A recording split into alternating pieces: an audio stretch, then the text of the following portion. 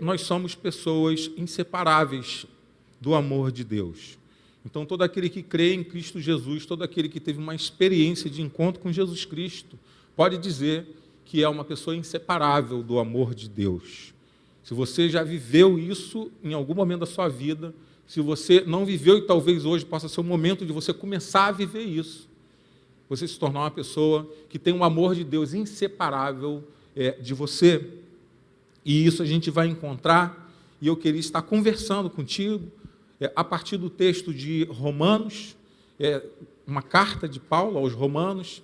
A gente vai estar falando sobre alguns versículos aqui, e lá no finalzinho a gente vai parar aqui, em especial no versículo 8, no capítulo 8, no versículo 35, e que eu quero estar lendo com os irmãos nessa noite, você pode estar acompanhando aí. Então diz assim o texto de Paulo a uma comunidade dos romanos: quem nos separará do amor de Cristo? Será tribulação, angústia ou perseguição, ou fome, ou nudez, ou perigo, ou espada? Como está escrito, por amor de ti, enfrentamos a morte todos os dias. Somos considerados como ovelhas destinadas ao matadouro. Mas em todas essas coisas somos mais que vencedores, por meio daquele que nos amou. Pois eu estou convencido de que nem a morte, nem a vida, nem anjos, nem demônios, nem presente, nem futuro, nem quaisquer poderes, nem altura, nem profundidade, nem qualquer outra coisa na criação será capaz de nos separar do amor de Deus que está em Cristo Jesus, o nosso Senhor. Uma afirmação contundente do apóstolo Paulo. E esse texto tem um pouquinho a ver com a minha vida, porque eu sempre repito isso, eu fui criado na igreja. Eu fui apresentado numa igreja, essa aqui é a segunda igreja que eu congrego, que eu participo, mas a minha vida toda eu estive envolvido com esse ambiente de igreja, com o ambiente religioso cristão. E eu vivi um tempo, lá pela década de 70, no finalzinho de 80, em que o medo ele era um potente instrumento da igreja para nos manter obedientes. Eu lembro de um tempo em que algumas diaconisas da igreja, para manter eu, por exemplo, que era meio peralta, sentado num banco da igreja, ela já me segurava apertando aqui, com um beliscão. E qualquer movimento que eu fazia, ela só espremia mais e eu já automaticamente, ela falou, foi você, eu não fiz nada, só estou te segurando. E você ficava aterrorizado com essas coisas. Cantávamos na escolinha lá dos juniores, não sei, de crianças, uma canção que era mais ou menos assim: cuidado, olhinho, o que vê, cuidado, mãozinha, o que pega, e por aí vai, né? O Salvador do céu está olhando para você. Cuidado, olho, boca, mão e pé. Eu ficava naquele negócio, eu falava, caramba, a impressão que eu tinha, a perspectiva que eu tinha quando eu ouvia e participava dessa canção, é de que tinha um Deus muito raivoso, com um chicote na mão, com uma vara na mão, só me vigiando, esperando eu olhar para o lugar errado, eu falar a coisa errada, eu tocar em alguma coisa errada, eu pisar em algum lugar errado, para ele poder me sarrafiar. Era a sensação que eu tinha, a interpretação que eu fazia daquele momento, daquela canção. Eu falava, como assim? Cuidado, cuidado, cuidado, o Salvador do céu, quem é Salvador do céu é uma pessoa má. E durante anos, isso meio que produziu eco na minha vida, no meu relacionamento com Deus, e refletia isso na minha relação, no meu cotidiano com Deus também.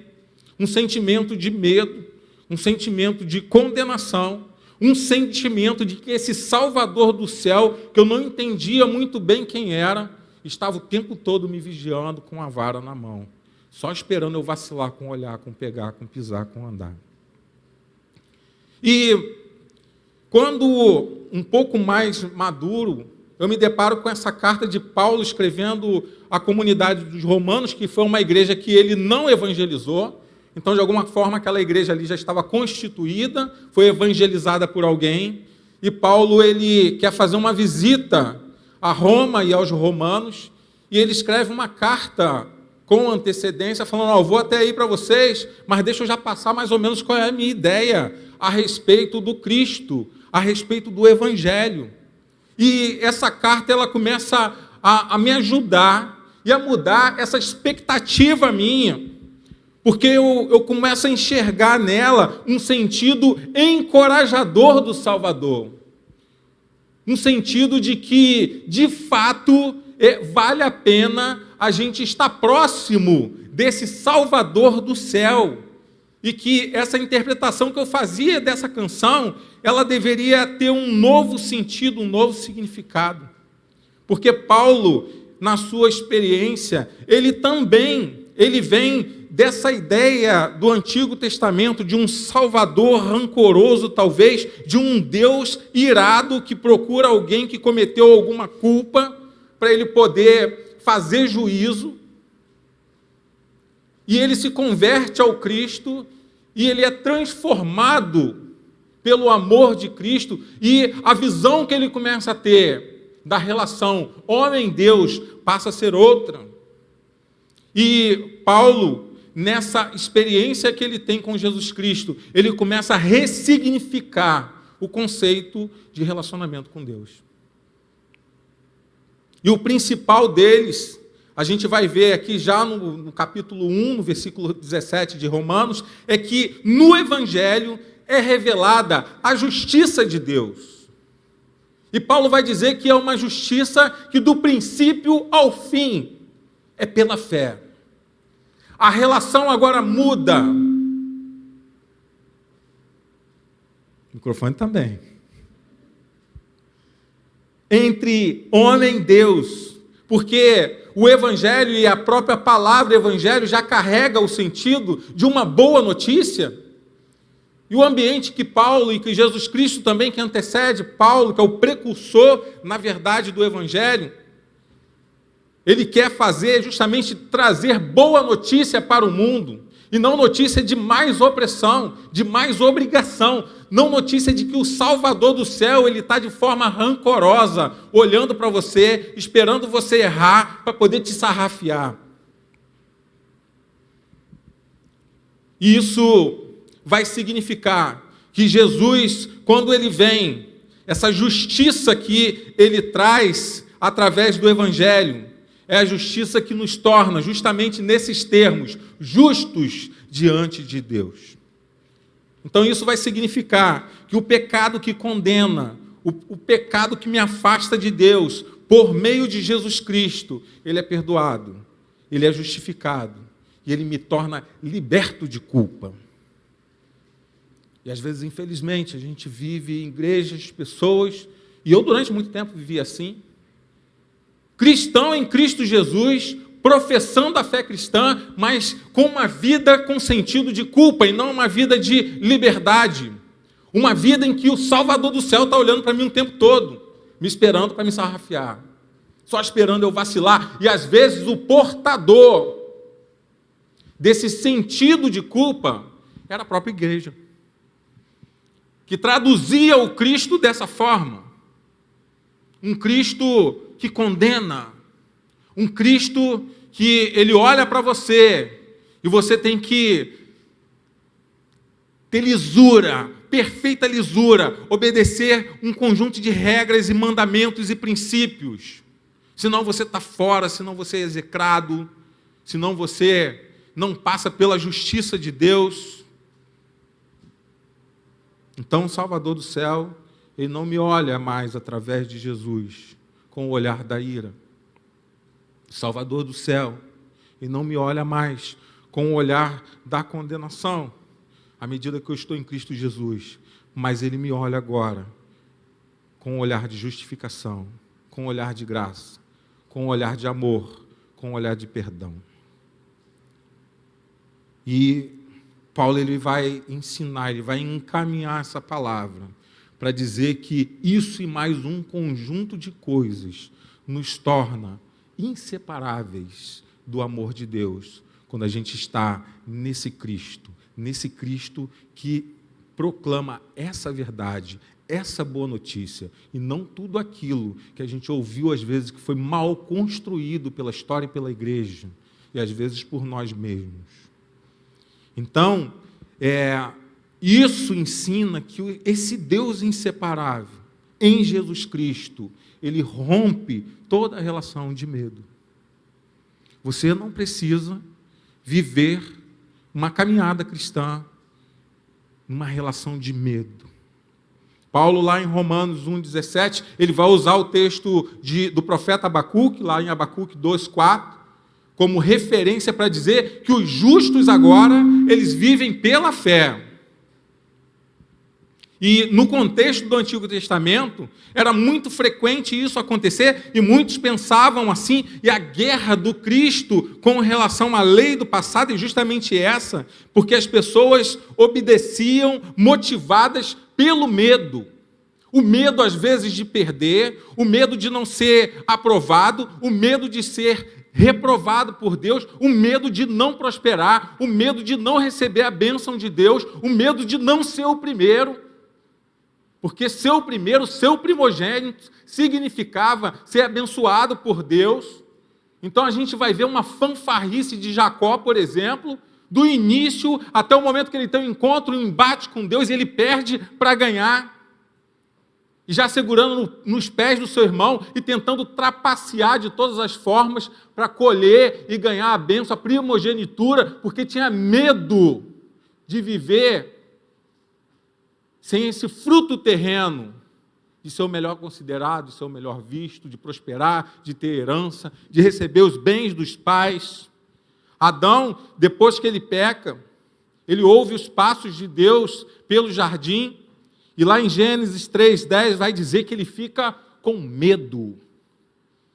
Se você pegar a Bíblia que Paulo leu, que foi a versão dos 70, e você ler esse mesmo texto de Gênesis 3:10, a versão dos 70 é uma Bíblia em grego. Então o termo que vai estar aqui, e Adão ficou com fobia,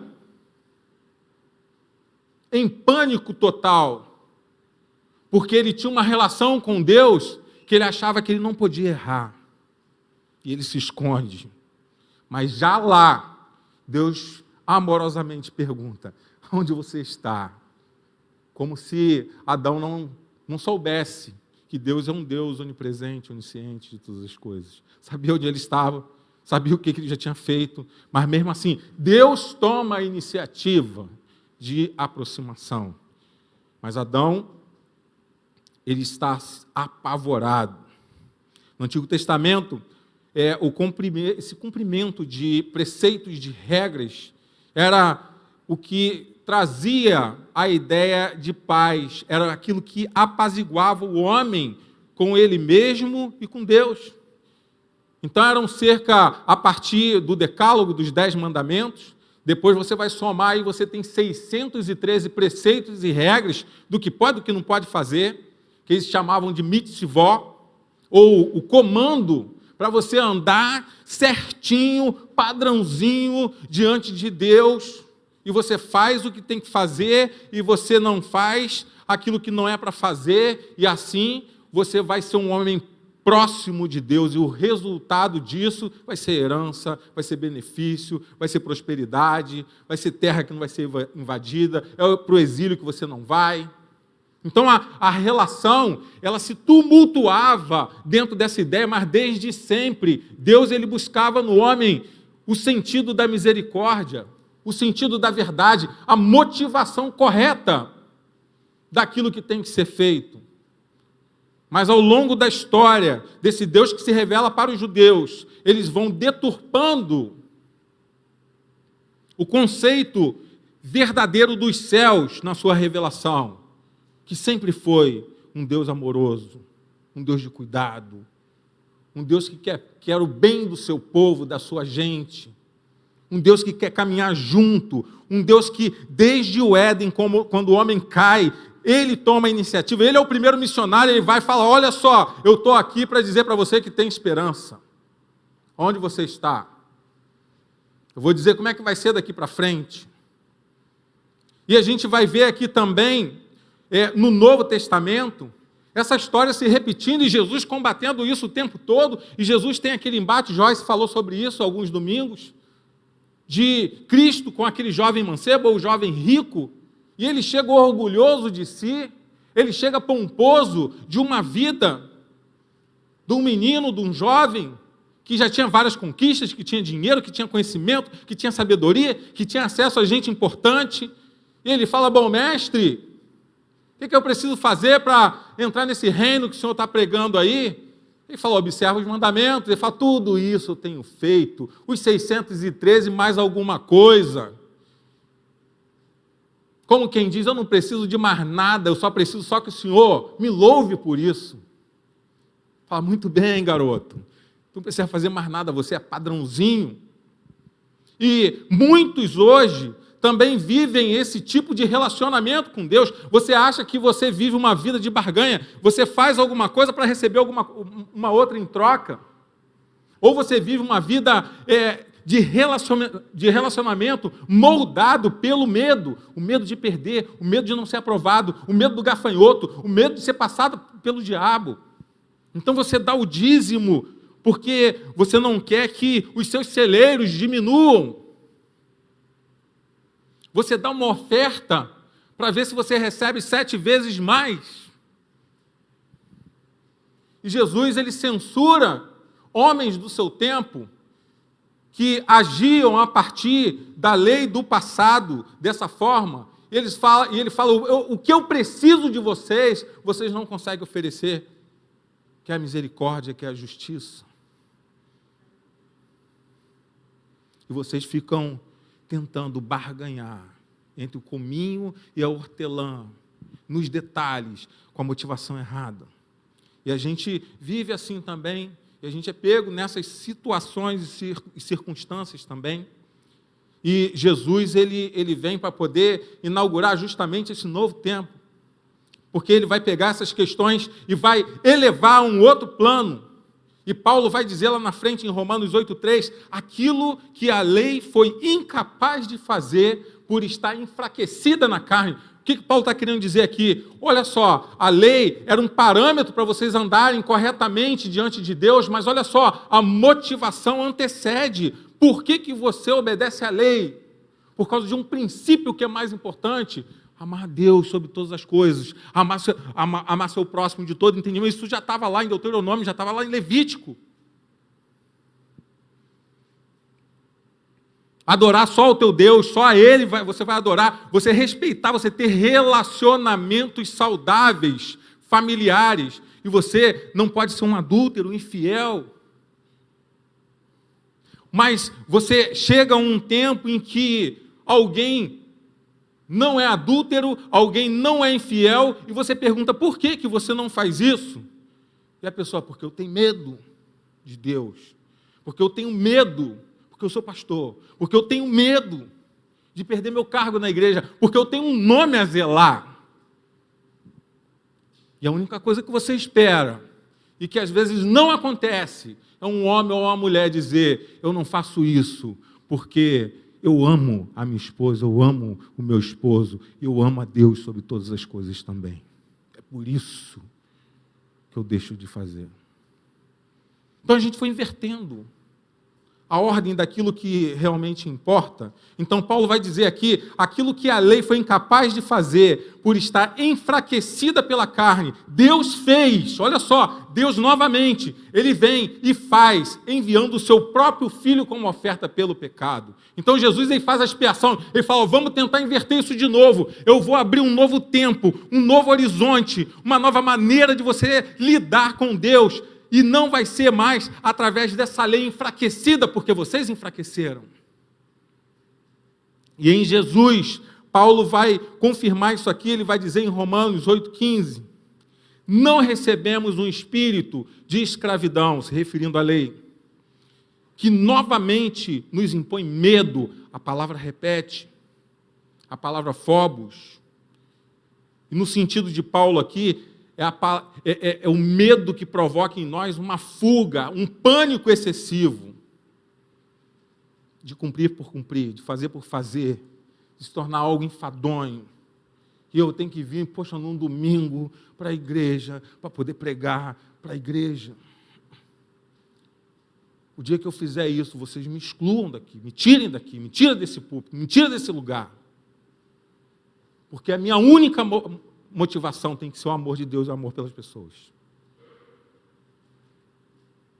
Mas muitos, eu estava agora aqui na minha sala, vendo de um pastor que se matou porque desistiu da igreja, do evangelho das pessoas, talvez de Cristo também, porque não conseguiu entender que ou flui isso porque você é um vocacionado, ou flui a fidelidade porque você ama, ou flui as tuas realizações dentro do reino de Deus, dentro da igreja, porque você ama estar aqui, porque Deus, ele de alguma forma, Deus, ele te capacitou na sua voz, nas suas mãos, na baqueta que você toca aqui. E eu faço isso porque Deus, ele me deu esse carisma, me deu esse dom, e eu amo fazer isso, e eu fico na secura de ir para lá para poder fazer isso. Assim como a gente fica para ir numa festa do mundo, numa timbalada, no Rock in Rio. Timbalada é coisa que, eu estou falando tá? Porque quando eu falei timbalada, eu estou falando de mim na década de 80.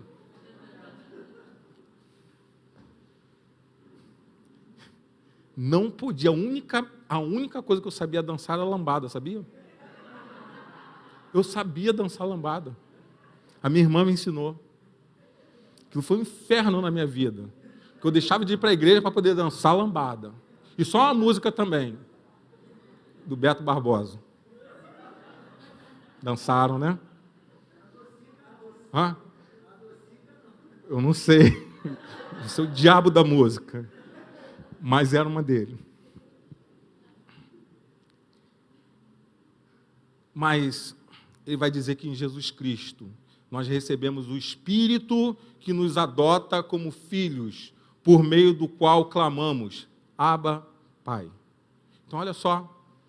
Então, aquilo que antes era algo escravizador, aquilo que antes trazia em mim algo enfadonho, um excesso de culpa, às vezes um ranço de ter que fazer por fazer, ter que fazer porque meu nome está lá, ter que fazer porque eu estou na escala, ter que fazer porque eu sou diácono, ter que fazer porque eu sou pregador, ter que fazer só porque existe um motivo externo, e não um motivo espiritual interno de mim com Deus, da minha vocação com Deus e com prazer. Mas Jesus Cristo, e Paulo vai referendar, ele vai ratificar isso aqui, ele vai falar que em Jesus Cristo a gente recebe um Espírito que nos adota como filhos. Então você não olha mais, a tua relação com Deus não é mais relação do Deus grande e poderoso, do Senhor dos exércitos, do grande Sabaote, do Deus que cura, daquele Deus, às vezes, equidistante do Antigo Testamento, mas agora é um Deus Abba. É um Deus próximo, é um Deus que o termo usado por Paulo aqui é o termo de papaizinho, é do filho que confia no pai. É desse menino aqui que chega, pai, eu posso falar uma coisa para você, mas eu não sei se você vai gostar. Eu falei, pode, meu filho, porque eu sou teu pai, você precisa confiar em mim, você tem que saber que sempre vai sair de mim amor para você. Então, você pode desconfiar talvez do planeta inteiro, mas do teu pai você não pode. Jesus inaugura esse tempo. A oração de Jesus Cristo começa assim, papaizinho que está no céu. Santificado seja o teu nome. Os fariseus olhavam para aquilo e aquilo foi um escândalo, porque Deus era um Deus distante. Deus era um Deus de critérios.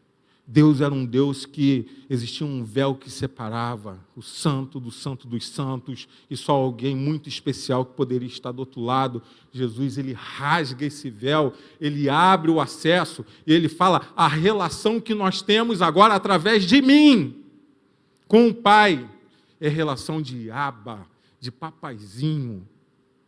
E o Pai não educa através do medo. O Pai, ele não ensina, o Pai, ele não requer obediência pelo medo, mas é pela via do amor, do diálogo, que de nós para Deus é a oração. E é o que Paulo está querendo dizer aqui. Jesus ele vai romper essa relação homem, Deus, medo.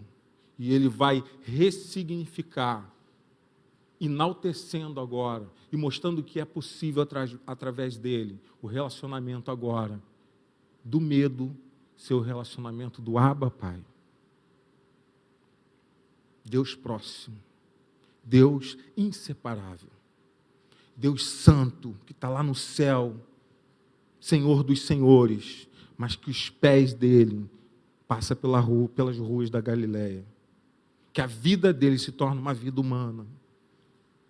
Para isso, para se relacionar. E na cruz,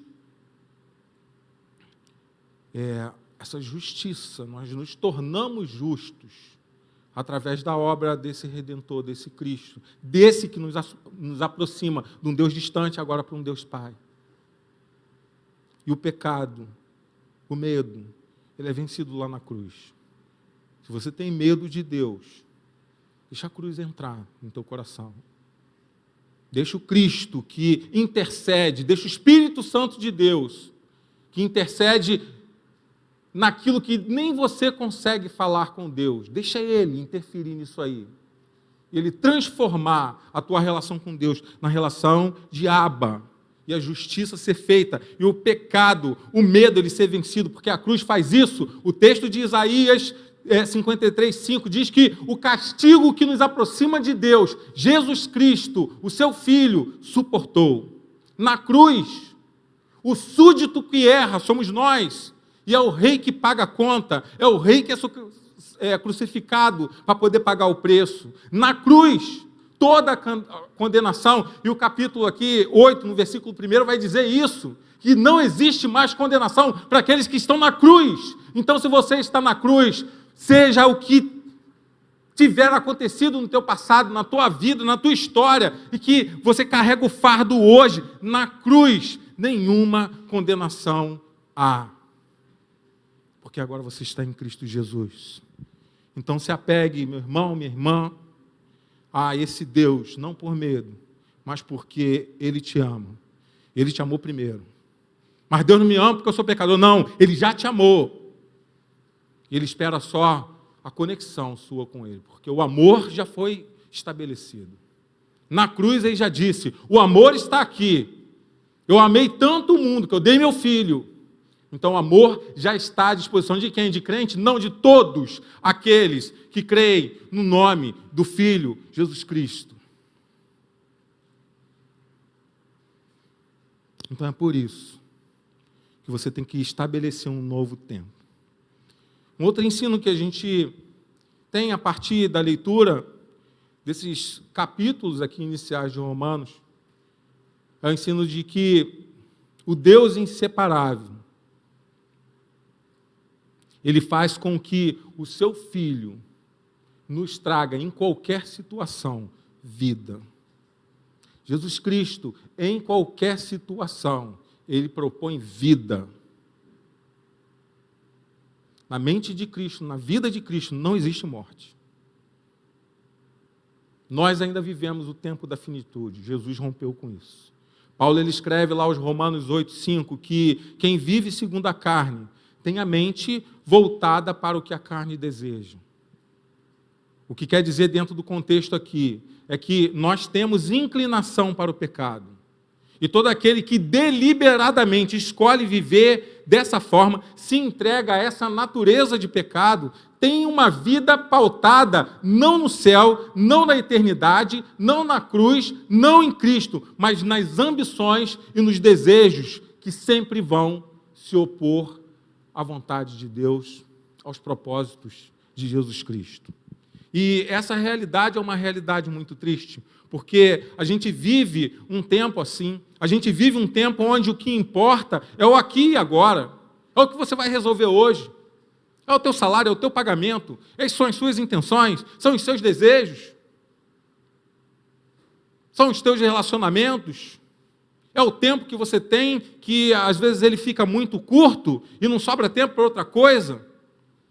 Então, na vida do aqui e agora, o que vai importar é o tempo que é seu É o tempo do agora que é seu também. É a vida do agora que é sua. E às vezes você fala assim, a vida é muito curta, a gente precisa aproveitar.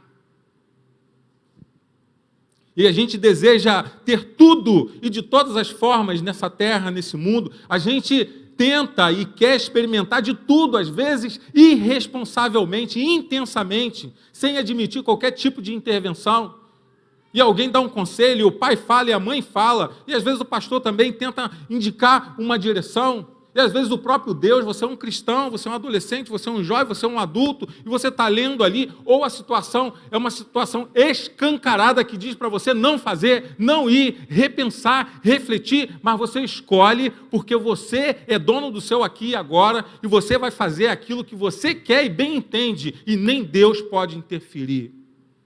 E a gente vive esse tempo. E isso não é só lá fora, isso acontece aqui dentro da igreja. E a gente esquece que essa vida, que é uma vida dada por Deus, é uma vida doada por Deus, é uma atribuição muito leve e muito transitória. Lá em Tiago, no capítulo 4, versículo 14, ele vai dizer que a vida, o que é a nossa vida? Ele vai dizer, é como a neblina que aparece por um pouco de tempo e depois se dissipa. Então, se você pensar num grande iceberg, dizem que aquela pontinha de gelo que fica para fora são 10% e todo o restante, 90%, está mergulhado na água. Então, mal comparando, a tua vida é mais ou menos isso. Uma pontinha fica aqui e tem todo um resto da tua vida, ou toda uma eternidade da sua vida, que é você que vai escolher como vai ser. Mas você dá muita importância a esses 10%, a esse aqui e agora, ao que você quer experimentar, as experiências que você precisa ter, a vida que você quer viver, e às vezes você atropela pessoas, atropela esposos, atropela marido, atropela interesses importantes e prioridades importantes, que você não poderia, não deveria abrir mão de jeito nenhum. Paulo, lá em 2 Coríntios 5:1, ele vai comparar a nossa vida, a nossa passagem aqui nessa terra, como uma habitação temporária. Lá em Filipenses 3:20, ele vai dizer que a nossa cidadania, nós somos cidadãos do céu. Então você está aqui, é como se você fosse um viajante para os Estados Unidos, e eu tenho que ter um passaporte. E se eu quiser ter permanência lá, eu tenho que ter o green card, para eu poder permanecer, trabalhar e não voltar mais e ganhar a vida lá. É a mesma coisa a gente aqui. Nós somos forasteiros. Se você quer céu, você tem que ter um passaporte para ter permanência, para ter eternidade lá, para viver esses 90% que em Deus é toda a eternidade. Você precisa de um passaporte chamado Jesus Cristo, aquele que salva, aquele que dá vida eterna. Só que você não dá importância para isso. Você dá importância a essa breve passagem que tu tem aqui, talvez de 70, de 80 anos. Então, eu que já tenho 50, eu estou do outro lado da linha. Eu tenho menos do que alguém que, de repente, tem 20, 30. E o que tem 20 e 30 vai dizer, mas eu tenho muito tempo ainda para poder escolher viver uma vida com Deus, viver dentro desse circuito chamado religião. Eu tenho que tirar mais proveito de algumas coisas. Vai bem, vai bem. A morte é como um ladrão, ela nos assalta.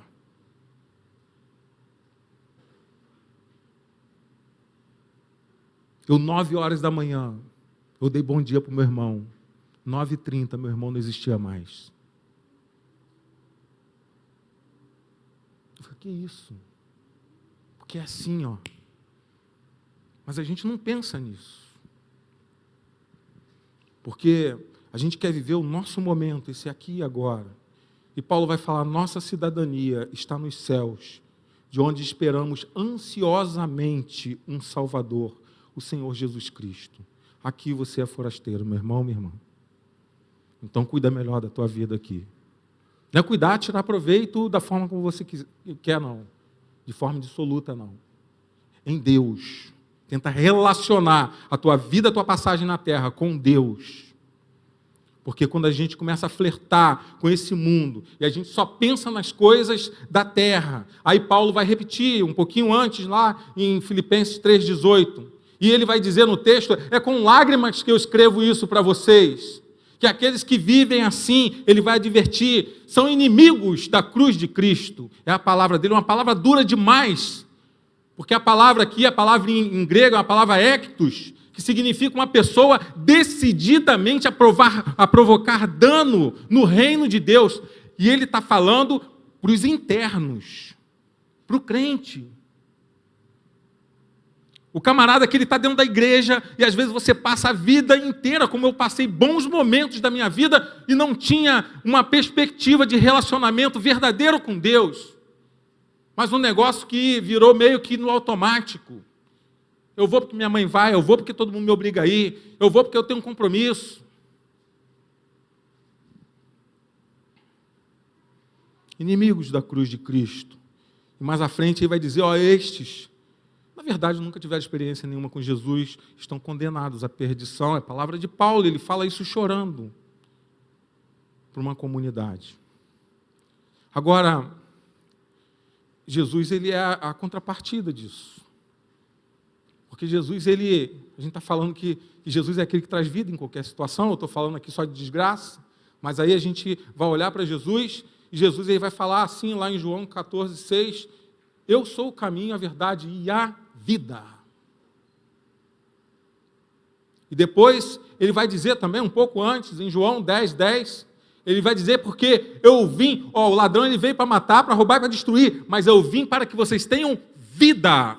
E tenham vida abundante, a palavra que ele usa ali é a palavra plena, tenham vida plena, vida de plenitude. Mas, então está aqui a resposta, pastor. Vida plena, então eu vou vrá para o mundo, e vrá na cachaça, e vrá na mulherada, e na falta de responsabilidade com tudo, e viver do meu jeito, ou não, mas no sapatinho, né? Eu vou e faço as paradinhas aqui, ninguém sabe de nada, eu faço outra ali também, na camufla, e vou vivendo assim. Não está aí vida plena, poxa. Eu satisfaço meus desejos, os meus impulsos. Dá uma distraidinha, uma desparecida, né? E você acha que a vida plena que Jesus está falando é essa, mas não é. Por certo, não é. A vida que lá em Romanos 6, na primeira parte, 8:6, Paulo vai dizer que é a vida da mentalidade da carne, que é pautada nos desejos, nas ambições, em tudo aquilo que você pode fazer para esse mundo, ou neste mundo, e que você não sabe qual consequência você vai ter. Mas a vida que Paulo fala aqui, a vida que Jesus diz que é vida plena, vai estar aqui nesse mesmo capítulo de Romanos 2, na segunda parte, Romanos 8:6 na segunda parte. É a vida da mentalidade do Espírito, que verdadeiramente é vida de paz. É vida que vale a pena ser vivida. Tem muita gente vivendo vida pouca, vida pequena, vida medíocre, vida que você acha que por um momento tem significado, mas passa um pouquinho de tempo, tu fala, caramba, caí na bancarrota, enxuguei gelo, corri atrás do vento. Agora, aqueles que têm experiência verdadeira de vida com Cristo Jesus, conseguem entender o que é viver vida com plenitude. Uma vida que às vezes você não tem nada, mas você se sente tendo tudo. Uma vida que às vezes você se sente angustiado, mas você não se sente derrotado. Uma vida que às vezes você se sente abalado, mas não destruído. Uma vida que ela se ressurge, ainda em vida, nos problemas e no cotidiano. E uma vida que você tem a expectativa de que quando ela acabar aqui, o iceberg está todo lá da eternidade, para eu poder experimentar. Porque aqui eu construí a minha eternidade. Aqui eu respondi o que eu quero para o meu amanhã eterno. Essa é a vida que Jesus fala que é vida plena. A vida com abundância. E que Paulo vai dizer que é a vida que é vivida na mentalidade do Espírito e que verdadeiramente traz paz. E onde Jesus passou, ele vai dar exemplo disso.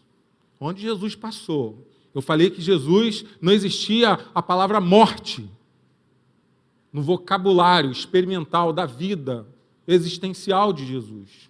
Era vida sempre. Por onde Jesus passou, que o cheiro de morte vinha, ele produzia vida. Aonde Jesus tocou, corpo enfermo, corpo desfalecido, corpo necrosando, a força vital foi restabelecida. Foi assim com a mulher, com o fluxo de sangue.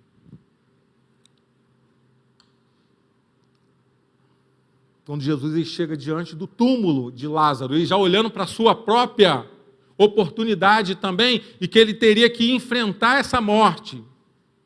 Ele diz antes, lá em João 11, 25, eu sou a ressurreição e a vida. Ressurreição, anastasia, quer dizer, eu tenho poder para não viver como morto. Eu levanto dos mortos e eu faço isso com aqueles que vivem comigo também.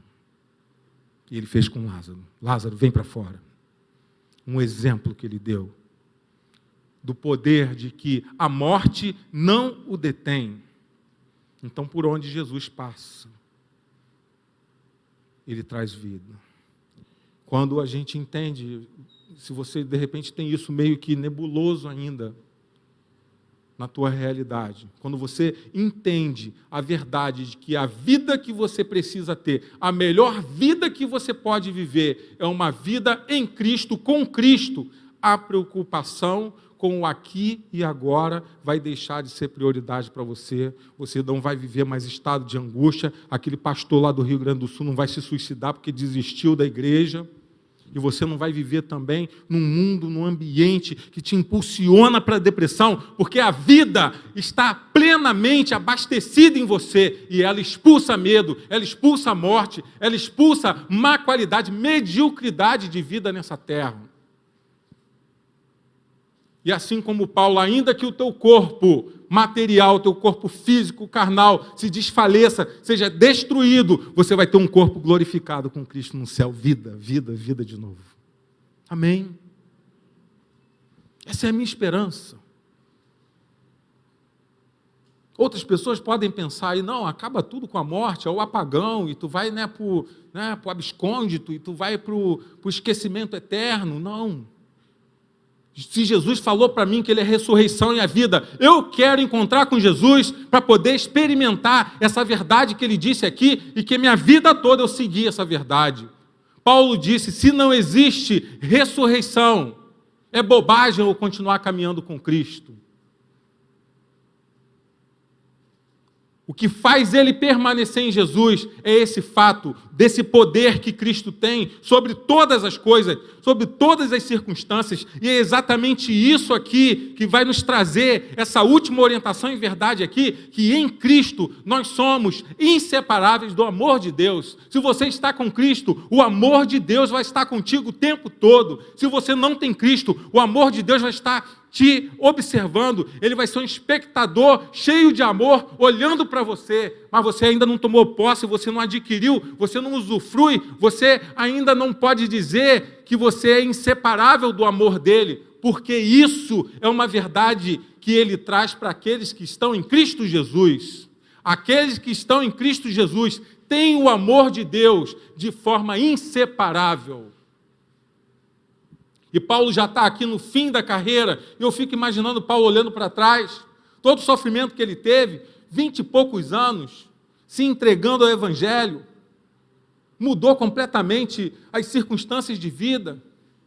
Ele tinha um caminho, no caminho de Damasco ele encontrou Jesus, e tantos desafios que ele suportou, que ele enfrentou, quanto sofrimento ele teve, ele relata todos esses sofrimentos também. Quantas pessoas Paulo deve ter visto morrer e permanecer em Cristo?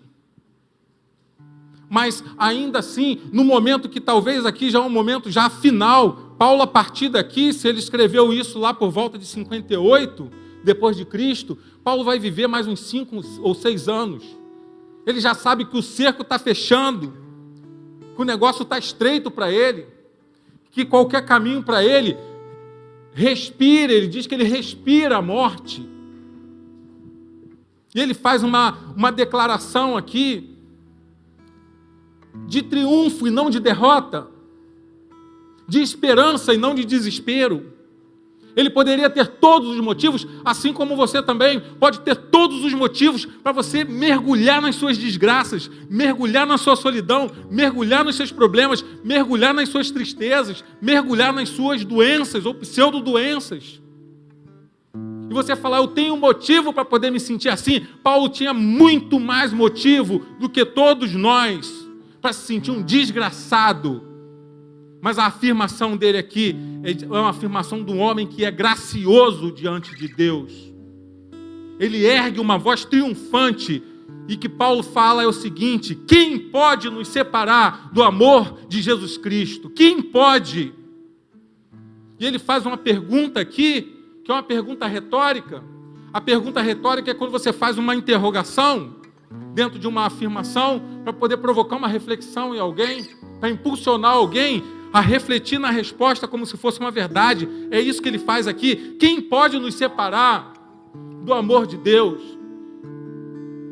Talvez ele estivesse ali lembrando de tantas chicotadas que ele tomou, de mordida de serpente, de escorpião, de naufrágios, de assaltos, de traição, de dentro da igreja as pessoas insultar ele, chamar ele de vagabundo.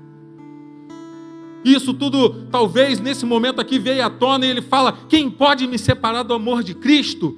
E ele vai enumerando, será a tribulação, será a angústia, a depressão, será a perseguição, será o fato de eu passar fome porque eu estou com pouca grana, será a nudez porque eu não tenho o que vestir, ou o perigo, ou a espada.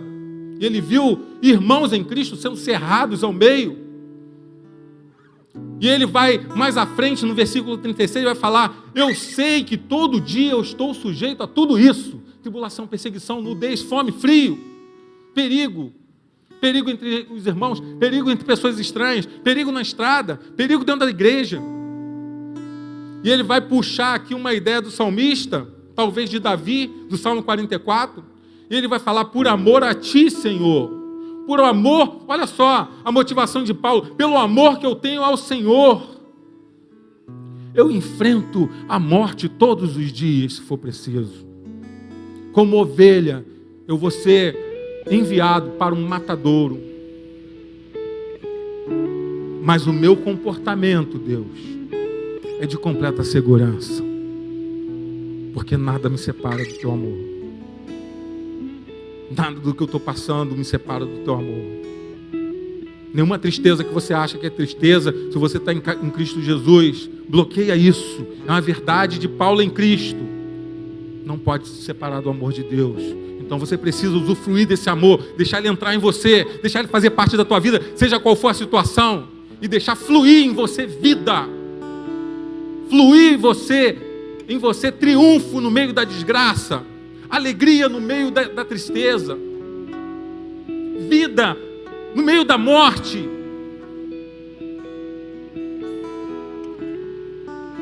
E eu falei aqui do meu irmão, e foram coisas que me vieram. Esse texto foi um texto presente naquele momento. O que pode te separar lá do meu amor? Ele está aqui, mas ele é um menino de Deus, ele está comigo no céu. Você vai ter reencontro. Deixa o meu amor entrar em você e não se separe de mim por causa da morte. Eu falei, é isso. Eu não me afasto disso.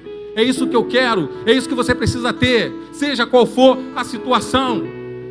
Paulo vai dizer com completa segurança, lá no versículo 37 do capítulo 8, em todas essas coisas nós somos mais do que vencedores por meio daquele que nos amou. A palavra que ele usa aqui para expressar mais do que vencedores é uma palavra grega chamada hipernikal, que significa você é um vencedor absurdo, você é um vencedor inabalável. Paulo, não tem nada que te derrube. A tempestade vem, o naufrágio vem, a morte se apresenta, você é chicoteado, mas você não cai, cara. E ele vai dizer, isso tudo acontece em Cristo Jesus, só nele. Porque fora dele não tem como suportar. Fora dele não tem como ter vida. Fora da arca é lugar de morte. Dentro da arca, apesar de toda sujeira, imundície, os animais ali brigando e gritando, é lugar de vida. Dentro da igreja, por mais que às vezes você encontre, você se decepcione, aqui é lugar que você ouve falar sobre vida. Aqui é lugar que você aprende sobre vida. É aqui que a tua perspectiva de vida, e você vai ser ensinado sobre ela, ela vai mudar para poder introduzir você. Contemplação, plenitude, esperança, vida, toda hora vida. Se você trabalha, você é insultado no teu trabalho, você tem uma semana desgastada, e você é despedido do teu emprego, e você se sente arrasado em Cristo Jesus. Ele transforma isso em experiência, em vida, em atitude, em caminhos melhores, em reflexões melhores. É isso. Então Paulo ele vai falar, eu sou um conquistador incomparável. E ele caminha para o final, dizendo, porque eu estou muito certo, estou muito convencido. A palavra que usa aqui tem a ver com pistis, que é fé. Eu falo, tenho muita fé, muita certeza de que a morte não me separa do amor de Deus. De que viver para mim é lucro. Viver para mim é Cristo. Morrer para mim é lucro. De que a morte já foi vencida na ressurreição. Cristo tem poder para me levantar dos mortos, me fazer viver vida eterna. E nem a vida me separa do amor de Deus, porque viver é Cristo. E nem presente nem futuro. Sabe por quê? Porque o Senhor é quem guarda e conduz a minha vida nas certezas do dia de hoje, nas incertezas do dia de amanhã. Quando eu olho para o céu, eu falo, da onde vai vir meu socorro? Esse dia é um dia mau, é um dia nublado, um dia tempestuoso.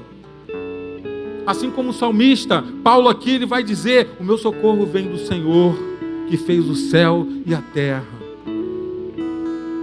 Então não é presente nem futuro. E também não são anjos nem demônios, nem altura nem profundidade.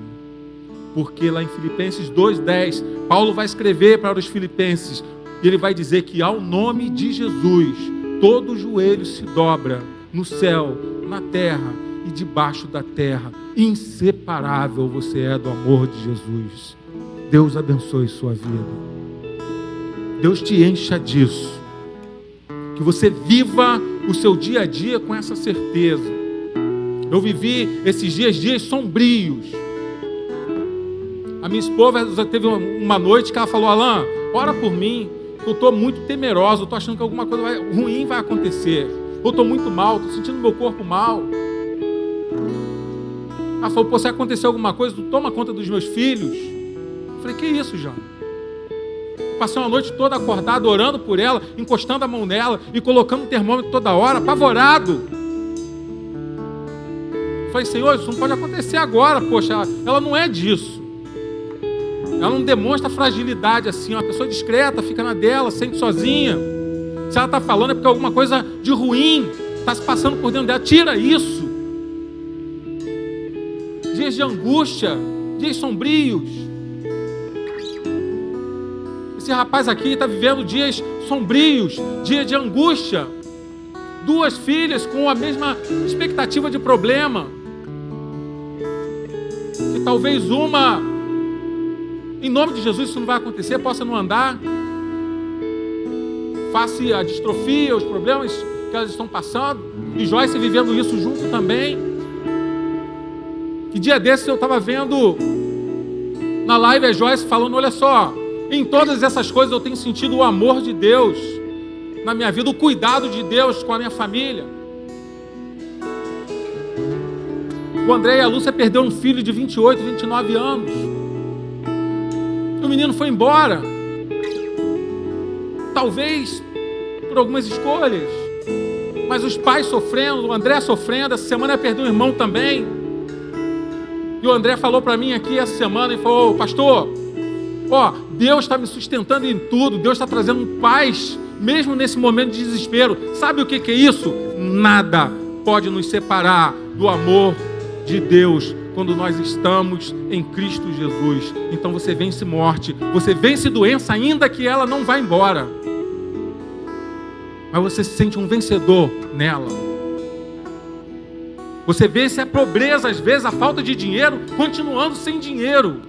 Porque tu fala, isso não é prioridade para mim. A prioridade para mim está no céu. É o que Deus vai fazer, é o cuidado de Deus, é a vontade dEle. Eu não sei quais são os planos do Senhor, mas uma coisa eu tenho que ter certeza, que sempre, sempre, os planos do Senhor são os melhores planos que Ele pode ter para a minha vida. E é nisso que eu creio, e é nisso que você precisa crer também. Inseparáveis. Deus abençoe tua vida.